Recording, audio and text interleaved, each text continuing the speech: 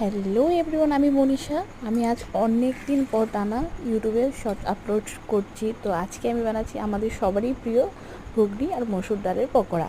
তো আমি মটরগুলো সকালে ভিজিয়ে রেখেছিলাম, তারপর এটা ধুয়ে প্রেসারে দিয়ে দিলাম। একখানা আলু দিয়েছি 4 টুকরো করে, 3খানা চিড়ে লঙ্কা দিয়েছি, আর দিয়েছি পরিমাণ মতো নুন। এখন আমি এটাকে 5টা সিটি আসা অবধি বয়ল করে নেব, যেহেতু মটর সিদ্ধ হতে টাইম লাগে। তো এখন সিটি দিয়ে দিয়েছে, তো প্রেসারটা আমি ওপাশে রেখে দিয়েছি। এখন কড়াইয়ে বসে সামান্য হিট হয়ে যাওয়ার পর এতে দিয়ে দিলাম 3 চা চামচ সর্ষের তেল। তোমরা চাইলে রিফাইন তেলও বানাতে পারো। তো এখানে আমি দিয়েছি পেঁয়াজ, আদা, রসুন, টমেটো কুড়িয়ে গ্রেট করে দিয়েছি, আর দিয়েছি সাথে 3টে চেরা কাঁচা লঙ্কা। আমি বেশি ঝাল ইউজ করিনি, আমি হালকা পাতলা করে বানাবো।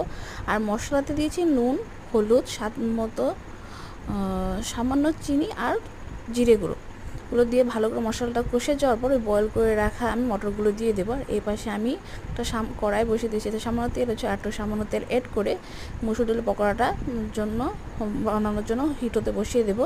তো মুসুর ডালটা আমি আগে থেকে পেস্ট করে নিয়েছিলাম। তো এখন এতে আমি পরিমাণ মতো হলুদ, স্বাদ মতো নুন, পেঁয়াজ কুচি করে রাখা আর লঙ্কা কুচি করে রাখা দিয়ে ভালো করে মেখে নেব।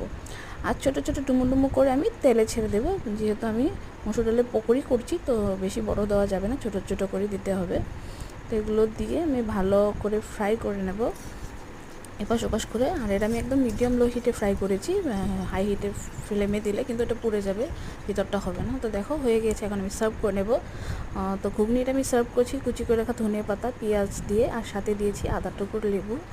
আর এখন পকোড়াটা সার্ভ করে নেব, বাস হয়ে গেছে ঘুগনি পকোড়ি। তো রেসিপি কেমন লাগলো, ভালো লাগলে নিশ্চয়ই আমার চ্যানেলটাকে সাবস্ক্রাইব করে দিও, ভিডিওটা লাইক করে দিও। Thank you.